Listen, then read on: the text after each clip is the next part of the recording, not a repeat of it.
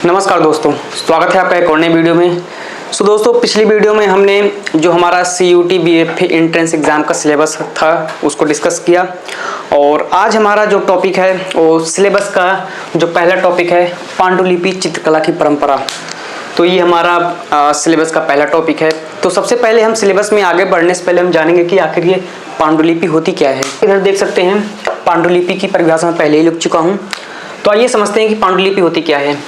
प्राचीन दस्तावेज यानी कि जो पुराने दस्तावेज हैं जो हाथों से लिखे गए हों, यानी कि मनुष्य द्वारा हाथों से लिखे गए दस्तावेज जो कि उस समय की कला को बताते हैं कि उस समय क्या क्या चीज़ें चल रही थी, व्यापारिक रूप से क्या चल रहा था, सामाजिक रूप से क्या चल रहा था। ये सब चीज़ें जिस जगह लिखी होती हैं, जिस पन्ने पर लिखी होती हैं, जिस किताब में लिखी होती हैं, उसको हम पांडुलिपि कहते हैं। तो पांडुलिपि जो होती है ये आखिर बनती किस पे थी? ताड़पत्र, लकड़ी, यानी कि लकड़ी का जो आवरण बनाते थे वो लोग, पहले तो जो लकड़ी होती है उसको वो लोग इस टाइप का ब्लॉक बनाते हैं।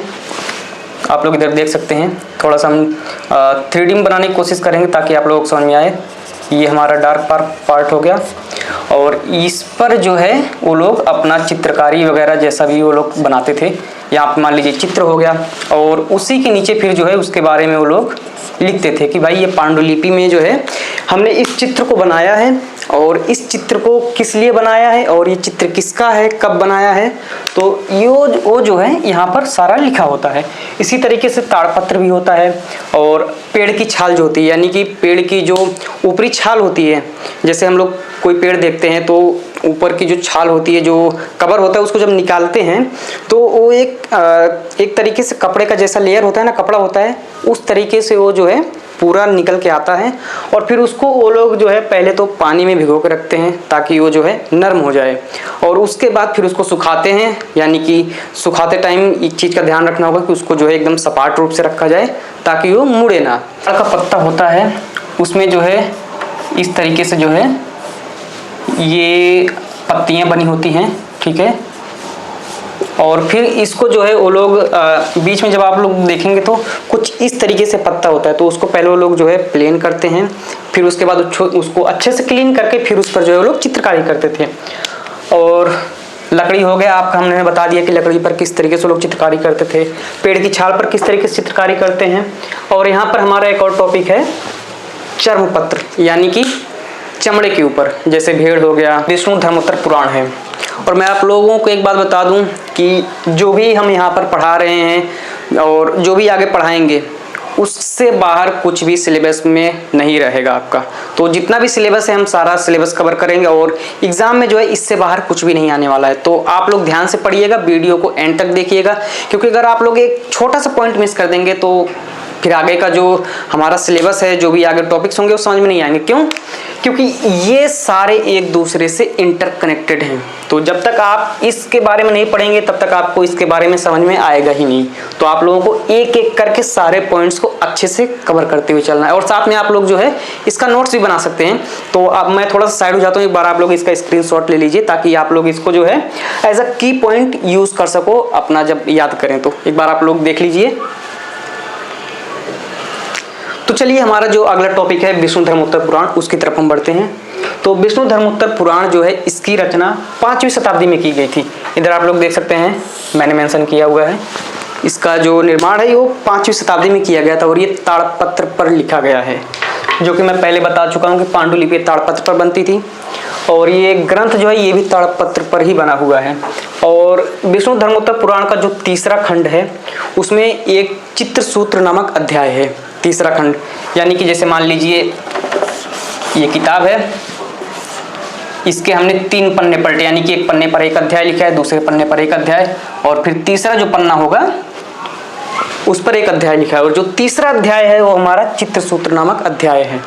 और आखिरी चित्रसूत्र है क्या? तो चित्रसूत्र जो है वो भारतीय कला और चित्रकला का एक स्रोत माना जाता है। यानी कि जो इंडियन आर्ट हिस्ट्री है, जो भी हम चित्र बनाते हैं उससे संबंधित सारी जानकारियां जो है इस चित्रसूत्र नामक अध्याय में हमें देखने को मिलता है, जो कि विष्णु धर्मोत्तर पुराण ग्रंथ का एक तीसरा खंड है। तो चलिए आगे बढ़ते हैं हम, और इसे प्रतिमा लक्षण भी कहते हैं। और प्रतिमा लक्षण यानी कि विष्णु धर्मोत्तर पुराण का जो तीसरा अध्याय है चित्रसूत्र, इसे हम प्रतिमा लक्षण भी कहते हैं। और इसमें आखिर है क्या? प्रतिमा लक्षण में आपका रूप भेद।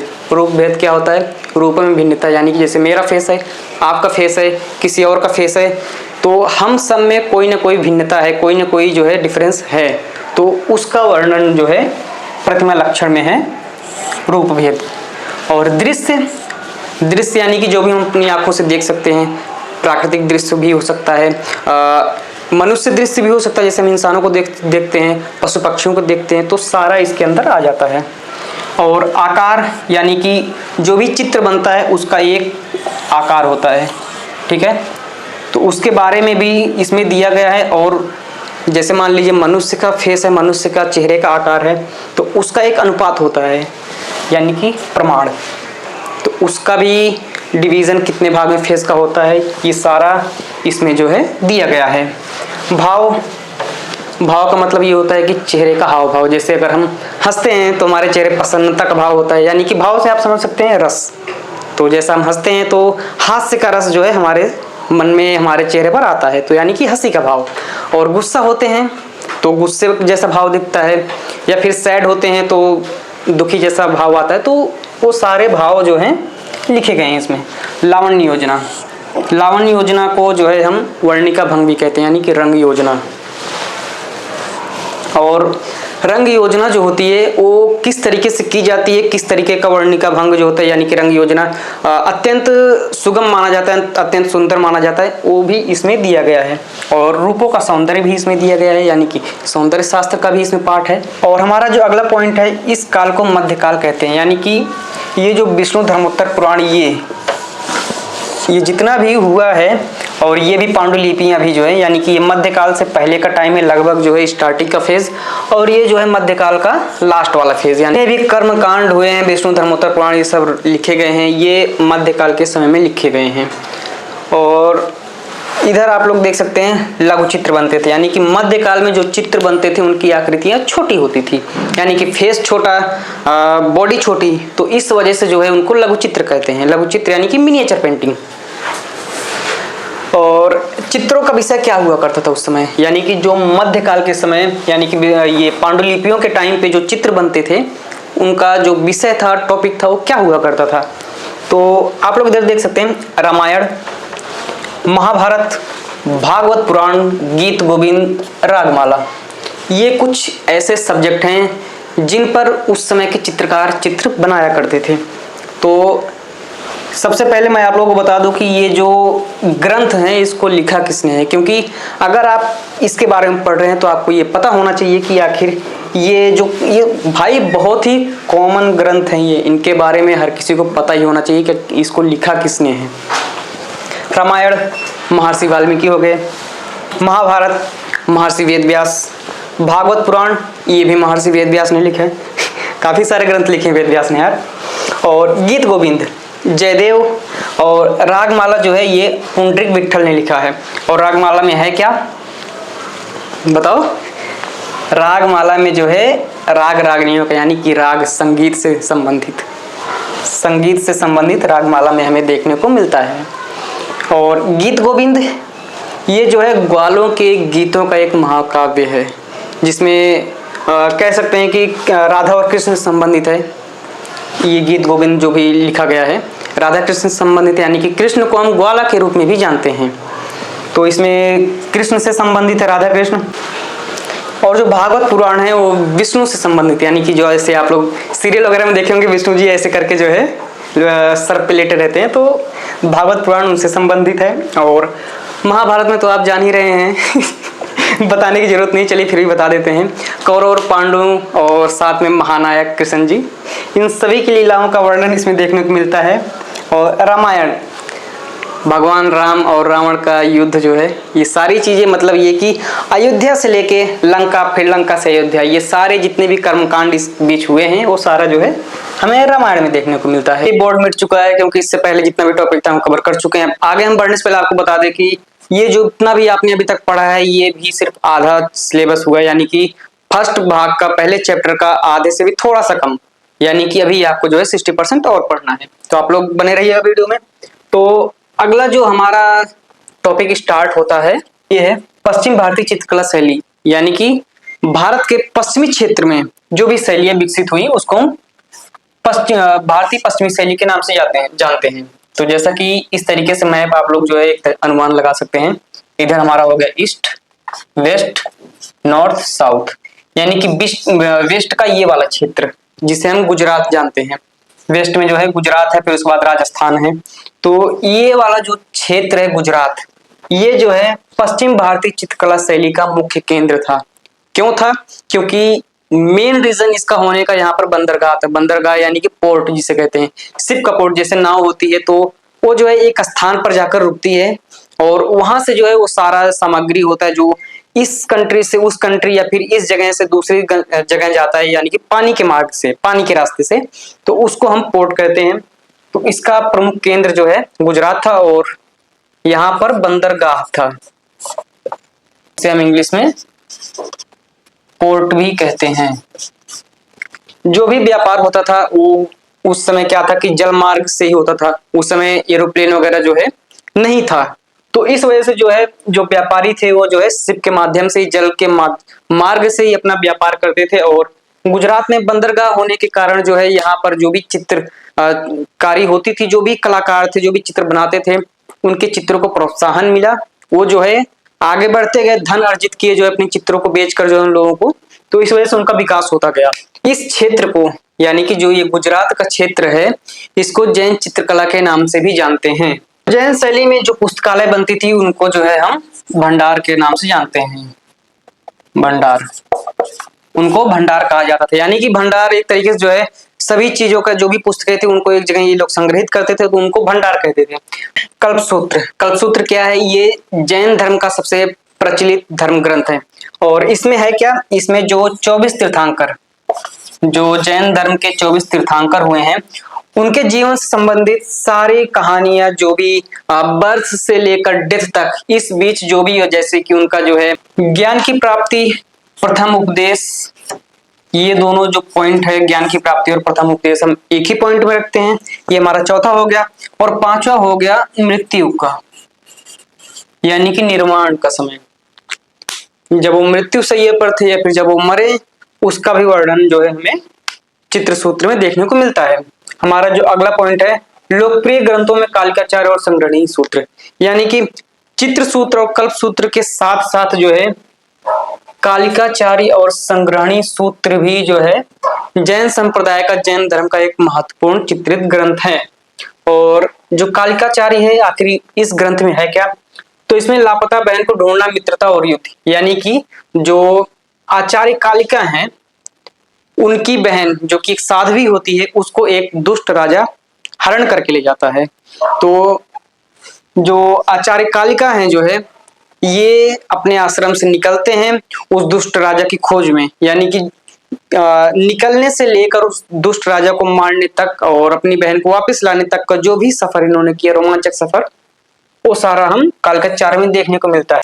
इस तरीके से जो है दो लकड़ी हो गई और इनके बीच में जो है पेपर को रखते थे वो लोग, यानी कि दो लकड़ियों के आवरण के बीच में एक पेपर, और फिर उसके बाद जो है वो लोग छेद करते थे इसमें, बीच में कागज तो रहेगा ही ये, और इधर भी, और ऐसा ऐसा करके वो लोग जो है काफी मोटा जो है पुस्तक तैयार करते थे और उसको जो है धागे के माध्यम से जो है बांधते थे, जिससे कि चित्र सुरक्षित रहता था।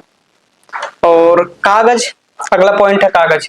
और कागज भारत में 14वीं शताब्दी में आया और कागज का आविष्कार का श्रेय चीन को जाता है। सर्वप्रथम चीन ने खोज की थी और भारत में कागज जो है 14वीं शताब्दी में आया। और 1350 से लेके 1450, यानी कि 1350 टू 1450, 100 ईयर्स का जो समय काल है वो जैन चित्रकला का रचनात्मक काल है। यानी कि सबसे ज्यादा चित्र जो जैन धर्म बने हैं, जो भी ग्रंथ लिखे गए हैं, चित्रित धर्म ग्रंथ, सबसे ज्यादा इन्हीं 100 सालों के बीच में ही लिखे गए हैं। यानी कि कह सकते हैं कि जैन धर्म का ये स्वर्ण युग था। इस समय जो है, इस समय जैन और हिंदू धर्म, यानी कि जैन धर्म के साथ साथ हिंदू धर्म से संबंधित चित्र भी बने इस समय। तो वो चित्र देख सकते हैं। महापुराण ये हिंदू धर्म का है, चौर पंचाशिका ये जैन धर्म का है, महाभारत, भागवत पुराण, गीत गोविंद, ये आप लोग कुछ देख सकते हैं। महापुराण जो लिखे गए इस समय जो है इन पर आधारित चित्र बने हैं, ठीक है। और अगला पॉइंट है हमारा नासिर शाह खिलजी।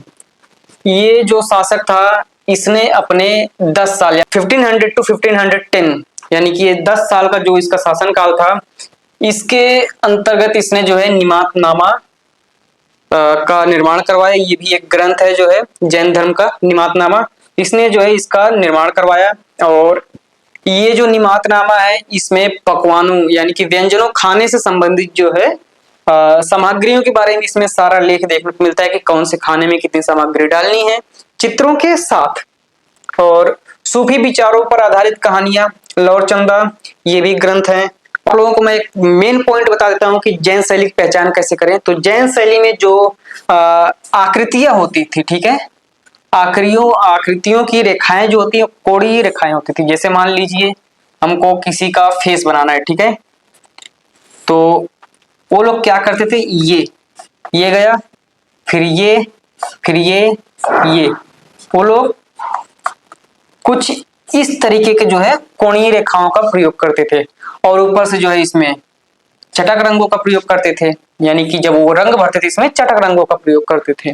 जैन शैली कंप्लीट होती है। तो आइए हम आगे अपने टॉपिक की तरफ बढ़ते हैं, पाल शैली की तरफ। हमारा जो अगला टॉपिक है वो पाल शैली है। और ये टॉपिक जो है ज्यादा बड़ा नहीं है, मात्र आपका 3 से 4 मिनट में ये टॉपिक खत्म हो जाएगा। तो आप लोग डरने की जरूरत नहीं, ज्यादा बड़ा अगला टॉपिक नहीं होने वाला है ये। और ये जो पाल शैली है ये पूर्ण रूप से बौद्ध धर्म से संबंधित है, यानी कि बौद्ध धर्म पर आधारित जो है इसमें चित्रकारियां की गई, चित्र बने और लेख भी लिखे गए हैं। तो अभी हम यहाँ पर जो है लिख लिए हैं अपना जो की पॉइंट है मेरा। तो चलिए एक एक करके आप लोगों को हम समझाते हैं। पाल शैली, इसका जो शासन काल है, टाइम पीरियड, ये 752 मिड 12th सेंचुरी यानी कि 750 से लेकर मध्य 12वीं शताब्दी तक पाल शैली का शासनकाल चला है। और ये जो पाल शैली था ये बौद्ध काल का प्रमुख काल था, यानी कि पाल शैली के बाद जो है, पाल के शासक काल के बाद जो है बौद्ध धर्म से संबंधित कोई भी चित्र नहीं बने, यानी कि ये लास्ट पीरियड था बौद्ध धर्म का। और इन्हीं पाल शासकों के शासन काल में ही नालंदा विश्वविद्यालय, विक्रमशिला जैसे महाविहार जो कि बौद्ध धर्म से संबंधित है, यहाँ पर बौद्ध ज्ञान कला के केंद्र, यानी कि यहाँ पर ज्ञान भी दिया जाता था और साथ में कला का भी ज्ञान, दोनों ज्ञान यहाँ पर मिलते थे। और जो नालंदा विश्वविद्यालय है ये विश्व का पहला सबसे बड़ा विश्वविद्यालय हुआ करता था। बट इसको बख्तियार खिलजी ने जो है सत्ता हासिल जब करने आया तो उसने नालंदा विश्वविद्यालय को नष्ट कर दिया, जो कि इसका फिर से निर्माण किया जा रहा है। अभी कुछ टाइम बाद ये नालंदा विश्वविद्यालय फिर से तैयार हो जाएगा, तो आप लोग जाना चाहें तो जा सकते हैं, एक बार हम भी जाएंगे। तो आइए आगे बढ़ते हैं। पाल शैली में जो बौद्ध धर्म से संबंधित चित्र बनते थे वो बेसिकली ताड़पत्र पर बनते थे। हमने पिछले टॉपिक में पढ़ा कि जैन धर्म में भी ताड़पत्र पर चित्र बनते थे, और बौद्ध धर्म यानी कि पाल शैली के समय में जो बौद्ध धर्म पर चित्र बनते थे, बौद्ध धर्म से संबंधित चित्र बनते थे, वो भी ताड़पत्र पर ही बनते थे। और चित्र किस पे आधारित थे, जैसा कि मैंने बताया बौद्ध धर्म पे देवी देवता, यानी कि बौद्ध देवी देवता कहने का मतलब ये है कि उनकी माता जो है या फिर उनकी पत्नी को देवी के रूप में दिखाया गया है, और जो बौद्ध के अलग अलग अवतार हुए हैं उनको देवता के रूप में। और ये जो नालंदा विश्वविद्यालय है, विक्रमशिला महाविहार, यहाँ पर कांस्य की मूर्तियों की ढलाई भी होती थी, यानी कि कांस्य की मूर्तियां भी ढलाई की जाती। मूर्ति की ढलाई कैसे होती है, पहले हम जो है जो मूर्ति बनानी है उसको हम वैक्सिंग वगैरह या फिर किसी और माध्यम से जिसको हम गलाया जा सके उसमें हम चित्र बनाते हैं। जैसे मान लीजिए ये हमारा चित्र हो गया, फिर जो है इसके ऊपर हम एक जो है लेयर लगाएंगे। लेयर लगाने के बाद वो जो है लेयर होगी मिट्टी की होगी। फिर उसके बाद जो हमारा कांस्य का मेटल होगा उसको पिघलाएंगे। पिघलाने के बाद जो इसके अंदर डालेंगे। डालने से क्या होगा कि जो इसके बाहर हमने मिट्टी लगाया था तो सुरक्षित रहेगा, बट इसके अंदर जो मोम होगा वो पिघल जाएगा और जो ये मेटल होगा वो उसके अंदर जो है जम जाएगा उसके शेप के अकॉर्डिंग। तो कांस्य की ढलाई भी होती थी। दक्षिण पूर्व एशिया के छात्र और तीर्थयात्री यहाँ पर शिक्षा और धर्म ज्ञान लेने आते थे। ये जो नालंदा विश्वविद्यालय है ये सिर्फ भारत का ही नहीं पूरे विश्व का सबसे बड़ा शिक्षा का और धर्म ज्ञान का केंद्र हुआ करता था उस समय। यहाँ पर जो है छात्र दूसरी कंट्री से यानी कि दक्षिण पूर्व एशिया से यहाँ पर छात्र आते थे पढ़ाई के लिए, तीर्थयात्री आते थे यहाँ पर धर्म ज्ञान के लिए। और ये जो छात्र थे, जो तीर्थयात्री थे, जब यहाँ से वापस जाते थे अपनी शिक्षा, अपना धर्म ज्ञान कंप्लीट करने के बाद, तो यहाँ से जो है कुछ साक्ष्य लेके जाते थे। और साक्ष्य लेके जाते थे तो इसका मतलब ये कि साक्ष्य लेकर गए हैं बुद्ध धर्म से, तो बेसिकली बौद्ध धर्म का प्रसार ही हो रहा है, प्रचार वहां पे भी होगा कि लोग जानेंगे कि आखिर ये मूर्ति जो है किसकी है। तो इस तरीके से प्रसार होता था। और ये क्षेत्र कहाँ कहाँ था? नेपाल, तिब्बत, वर्मा, श्रीलंका, जावा, ये कुछ प्रमुख केंद्र हैं जो बौद्ध धर्म से संबंधित जो राज्य देश हैं वो ये हैं। और सबसे अगर हम इसमें चित्रों की बात की जाए तो चित्र कैसे बनते थे? चित्रों में रेखाएं जो होती थी लयात्मक होती थी, यानी कि प्रवाह रूपी, जैसे कि ये, ना कि जैन धर्म की तरह कोणीय। ठीक है, इसमें प्रवाही रेखाओं का यानी कि लयात्मक रेखाओं का प्रयोग होता था।